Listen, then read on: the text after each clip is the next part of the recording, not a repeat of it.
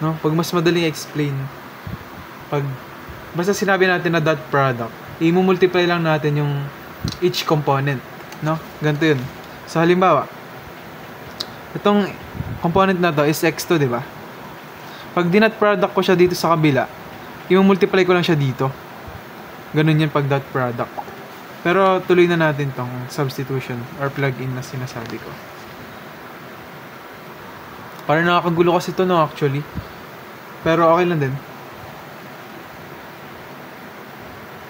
So, ang ating P is yung AB.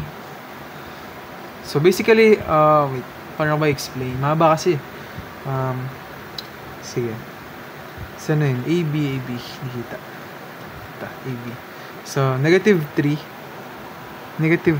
times yung sa kabila is negative 3 din. Negative 3 plus saan na ito? 1 times 3. 1 times 3 plus saan na yun? Negative 1.5 times 1.5. Negative 1.5 times 1.5. And then, yung magnitude natin kanina, ito. Ay, sorry. Itong PQ is magnitude lang yan, di ba? So, which is na-solve na natin. Which is ito yun. 3.5 tsaka 4.5. So, multiply lang natin yan dyan. Ay, sorry, baliktad. So, 3.5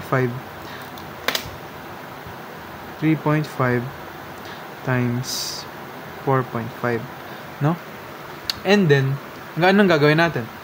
Pwede natin to simplify, no? Or wag muna natin simplify. Mas madali. Arc cosine natin tong arc cosine natin.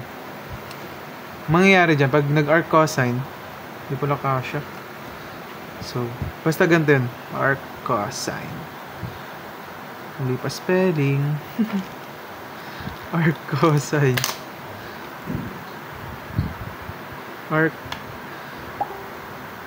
cosine. Pag nag-arc cosine,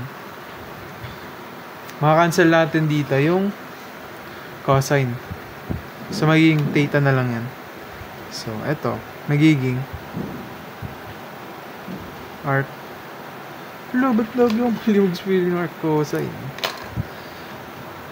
Arc cosine. So, etong natin, equation. So, simplify natin. Or wag na. Sige, wag na natin simplify yan. Sa calculus na natin yan si-simplify. Kasi masasama, mahaba yan eh. I think decimal yan eh. For sure. So, okay na yan, ganyan. Mahaba rin naman. Or at least, hindi ko pa mag-type sa calculus. 3.5 4.5. Yan. So, pwede natin yan i-type sa calculus. Arc cosine lang natin. So, after ko i-type, nagkaroon ako ng 51.75 degrees. So, alam ko na ngayon yung angle. So, nasagot na natin yung letter B na tanong. 51.5 75 3 8 0 1 2. No? Nakuha na natin siya. Meron na tayong sagot sa letter B. May points na tayo. So, next nyan is, wait, store ko lang tong angle na nakuha natin sa letter A. Reach ko na yung maximum video daw. 9 minutes na lang available. Kasi full storage na ulit ako. So, in-store ko lang dito sa letter A. Then, next step na natin is, explain ko. So, meron na tayong angle, diba? Ito yung theta na nakuha natin. Ito yan. Ayan. So, kapag alam na natin yung angle ng, halimbawa, ano ba tawag dito? I-relate natin. Kapag meron na tayong itong force, halimbawa, itong force na to, ayun yung force na yan. Ayun yun. Kunyari lang kasi hindi naman yung rectangle. Kapag kukunin natin yung components niyan, or yung force na nandito, yung nakadikit sa kanya, di ba nag-aano lang tayo? Nagko-cosine. Iko-cosine natin siya, force cosine. Tapos yung angle na nandito. So, halimbawa, sa may ano ba to? Pag meron tayong given na first vector na ganito. Pag kukunin natin tong components na nandito. Ayan. Hindi nakikita. Ayan. Ginagawa lang natin dyan is cosine lang natin, di ba? So, halimbawa, x to. fx equals cosine, ay force. Ba yan? Ang ugly na sulat ko. Cosine. Tapos yung given angle dito. Yan. So, gets naman, di ba? Pangit lang na sulat ko. Sorry. So, ganun lang din dito. Since meron na tayong magnitude nito, ayan, para makuha natin tong force na nandito, i-cosine lang din natin yan. Which is, dun na mag-lead yung ating next solution. Or makuha natin yung isang hinahanap. Or yung letter A, yung force vector. So, makukuha natin ngayon yung magnitude niya. Gamit, diba? So, call this AB yun, diba? Ito yun, diba? Force AB. AB. Tapos, equal yan saan? 560. 560 Newton. So, ito naman, tatawagin natin tong force AC. So, force AC daw. Equal lang siya sa force AB cosine theta. No? And alam na natin to. Nasolve na natin yan kanina. So, ang gagawin na lang natin is plug in natin. Pero take note, ang makukuha lang natin dito is yung magnitude Hindi pa natin makukuha yung force vector ng AC. Magnitude lang ng AC. So, compute na natin yan. Will give us 560 cosine yung angle natin kanina. Itong mahaba na to. Wait lang, post ko na muna. So, and then, pag tinip na natin to sa calcu, ito yung angle natin kanina, ito yung given na force. Tapos, makukuha na natin yung magnitude ng AC, force AC. So, pag tinip natin siya sa calcu, will give us AC. Mag-round off na tayo ng 3 decimal. 346.667 Newton. So, meron na tayong force. Magnitude pala, sorry. So, ang next na lang natin na gagawin is, alam natin, ang formula ng force vector is, di ba ganito yun? Force vector is equal siya sa magnitude ng force multiply sa unit vector.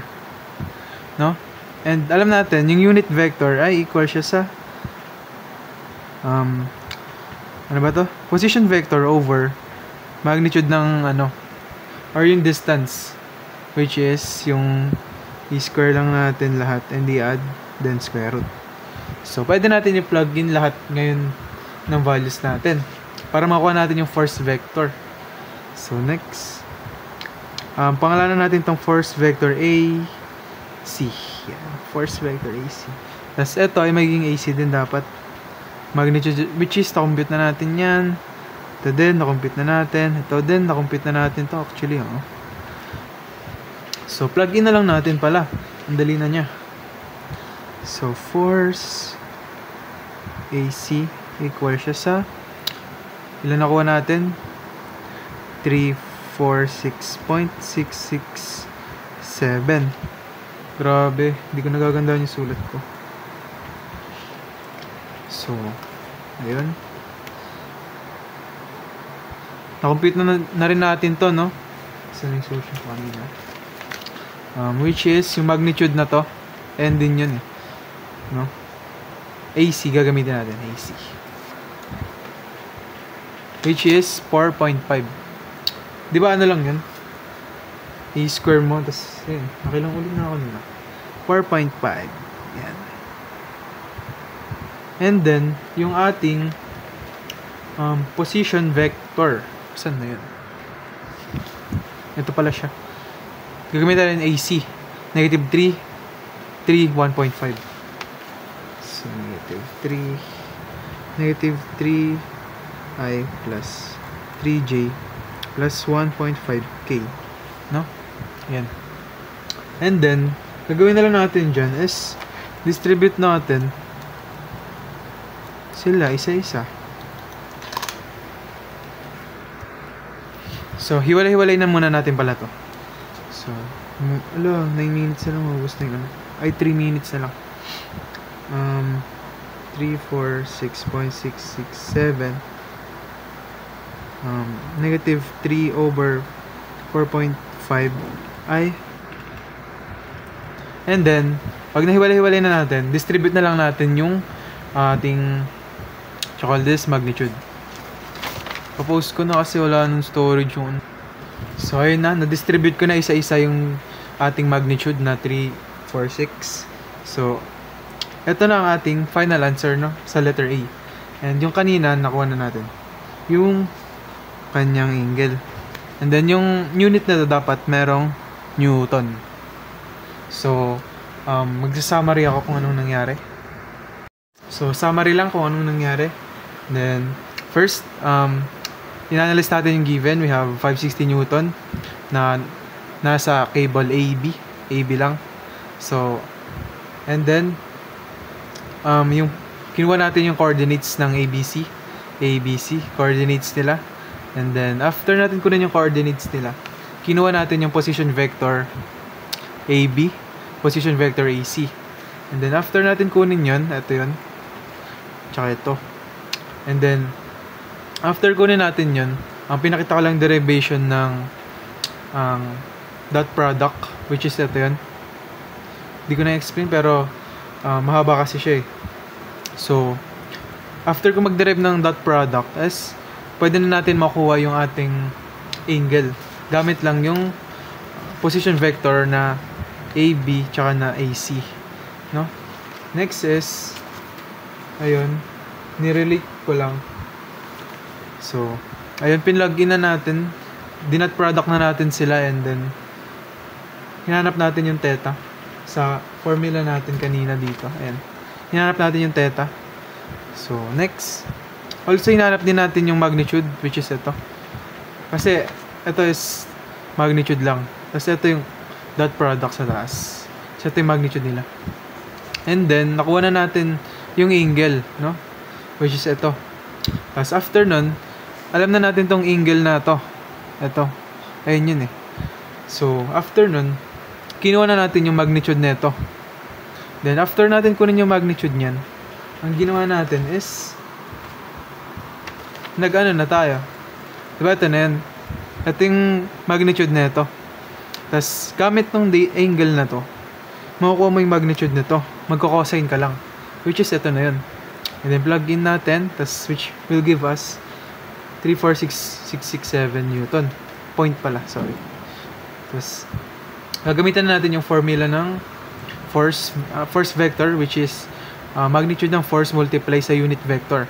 And then, lahat na to, meron na tayong position vector AC. Meron na rin tayong magnitude ng AC. So, plug in na lang uli natin.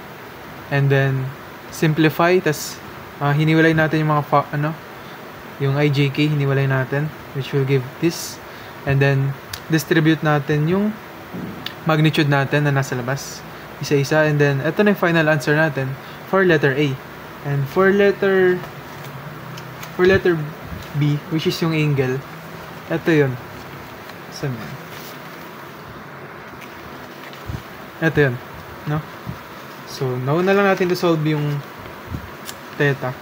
So, ito na yung final answer.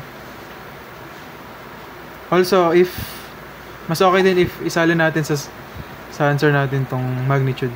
Wala naman masama. Magnitude. And ito naman yung force vector. And then, ito yung angle theta. Thank you.